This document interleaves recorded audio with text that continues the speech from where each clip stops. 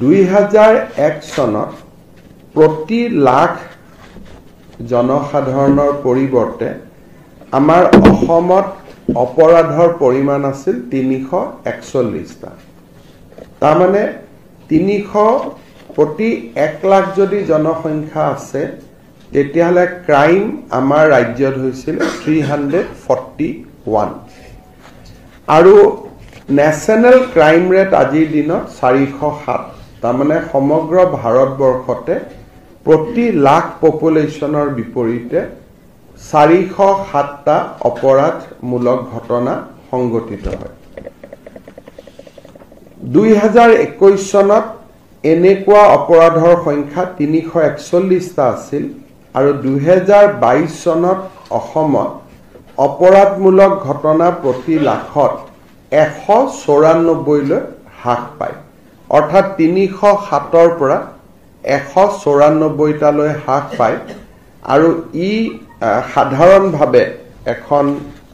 ল এবাইডিং ষ্টেটৰ বাবে ই এটা খুব আদৰণীয় আৰু এটা significant improvement বুলি ক'ব পাৰি ঠিক তেনেকে আমাৰ অসমত 2021 চনত 1,33,239টা গোচৰ ৰেজিষ্টাৰ হৈছিল ইয়াত স্পেচিয়েল এক্ট বিলাকো আছে আইপিসিও আছে বিভিন্ন ধৰণৰ এক গুটেই এক্ট বিলাকৰ মাজত 1,33,239টা গোচৰ আমাৰ লিপিবদ্ধ হৈছিল কিন্তু 2022 চনত ই সিগনিফিকেন্টলি ফল কৰে আৰু গোচৰ লিপিবদ্ধ হোৱাৰ সংখ্যা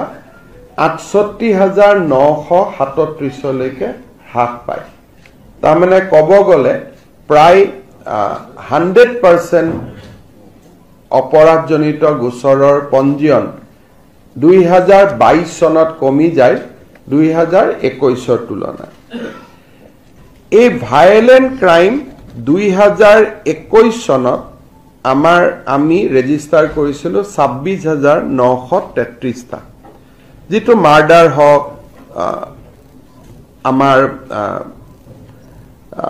ডাউৰি হক ডাউৰি ডেড হক যিবিলাক একেবাৰে সমাজত এটা চাঞ্চল্যকৰ সৃষ্টি কৰে 2022 চনত ই 26,000ৰ পৰা কমি আহি 14,314ত ভৰি দিয়ে অৰ্থাৎ আমাৰ ভায়োলেন্ট ক্ৰাইম ৰাজ্যখনত 47% ড্ৰপ হয় 2021 আৰু 22ৰ তুলনাত কিডনেপিং আৰু এবডাকশন ই আৰু এটা ক্ৰাইমৰ খুব এটা উৎকণ্ঠিত বিষয় যে ৰেমস নগদ ধনৰ বাবে কিডনেপ কৰা বা বিভিন্ন ধৰণে কিডনেপ এবডাকশন এই ধৰণৰ গোচৰ অসমত 2021ত লিপিবদ্ধ হৈছিল 7,580টা 2022ত ই কমি আহি 4,560টাত ভৰি দিয়ে অৰ্থাৎ কিডনেপিং আদি গোচৰ 40% অসমত 2021 আৰু 22ৰ কম্পাৰিজনত হ্ৰাস পায় প্ৰপাৰ্টি ষ্টলেন য'ত ডকাইতি চুৰি আদি আমি ঘটনা বুলি কওঁ হি 2021 আৰু 2022ৰ মাজত এটা ক'ব গ'লে যে ৰিকভাৰী আৰু ষ্টলেন বস্তু এটা লৈ গ'ল তাক পুলিচে ৰিকভাৰী কৰিব লাগে 2021ত আমি মাত্ৰ 24% ৰিকভাৰী কৰিব পাৰিছিলো যদি কোনোবা স্কুটি এখনে লৈ গ'ল মটৰচাইকেল এখনে লৈ গ'ল টকা লৈ গ'ল ঘড়ী লৈ গ'ল মানি বেগ লৈ গ'ল ধৰি আনি ৰেনসম ললে 2021ত আমাৰ ৰিকভাৰী পাৰ্চেন্টেজ 54 লৈকে উন্নত হয় লং ৱে টু গো বাট এবাৰ আমি 100% ইনক্ৰিজ কৰিব পাৰিছো 21 আৰু 22ৰ কম্পাৰিজনত এখন সমাজত খুব ডাঙৰ অপৰাধৰ এটা ডাঙৰ মানদণ্ড হৈছে ক্ৰাইম এগেইনষ্ট ওমেন মহিলাৰ বিৰুদ্ধে সমাজখনত অপৰাধ বাঢ়িছে নে কমিছে 2021 চনত অসমত মহিলাৰ বিৰুদ্ধে ক্ৰাইম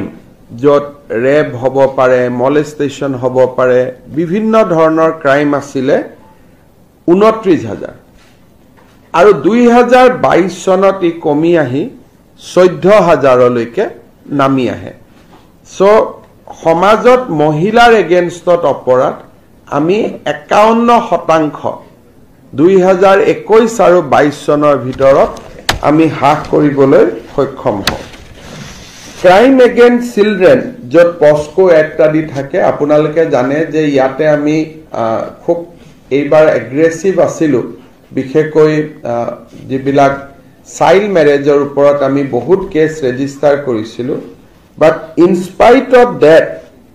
২০২১ত তেনেকুৱা কেছ আছিল ৫,২৮২, ২০২২ত ই ৪,০০০লৈকে কমি আহে। আমাৰ অসমত আটাইতকৈ ক্ৰাইমৰ ওপৰত সমস্যাটো হৈছে যে আমি গোচৰ ন্যায়ালয়ত দিয়াৰ পিছত আমি কনভিকশ্যন নাপাওঁ আৰু তাৰ কাৰণে গোচৰীয়া বহুত অপৰাধী মুক্ত হৈ যায়। ২০২১ত আমাৰ কনভিকশ্যন ৰেট আছিল অনলি 6%। তাৰমানে আমি যদি ১০০টা গোচৰ আদালতে ৰায় দিয়ে, কনভিকশ্যন ৬টা হৈছিলে।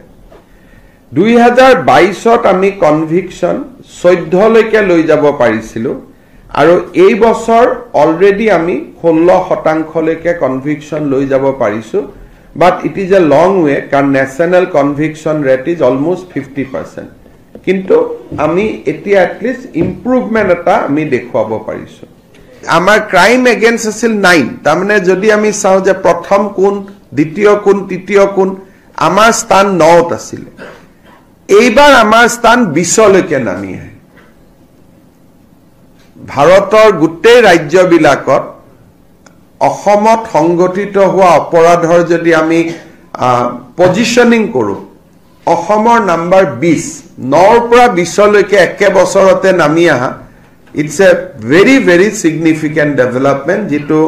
মই ভাবোঁ যে এইটো খুব এটা ডাঙৰ প্ৰাপ্তি। ডক্টৰ হেডগাঁৱৰ স্মাৰক সমিতিৰ দ্বাৰা পৰিচালিত বাল্মীকি সংগীত বিদ্যালয়ৰ উদ্যোগত আয়োজিত সমতাৰ চন্দৰে জীৱনৰ জয়গান শীৰ্ষক এই অভিনৱ অনুষ্ঠানত উপস্থিত থাকিবলৈ পাই মই নথৈ আনন্দিত হৈছোঁ।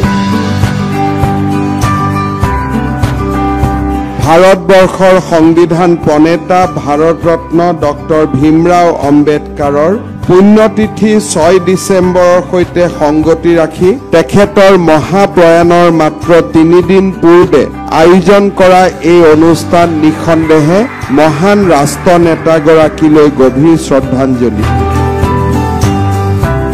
বাল্মীকি সংগীত বিদ্যালয়ৰ প্ৰচেষ্টাক মই অত্যন্ত হৃদয়ৰ গভীৰতম কোণৰ পৰা ধন্যবাদ জনাইছোঁ।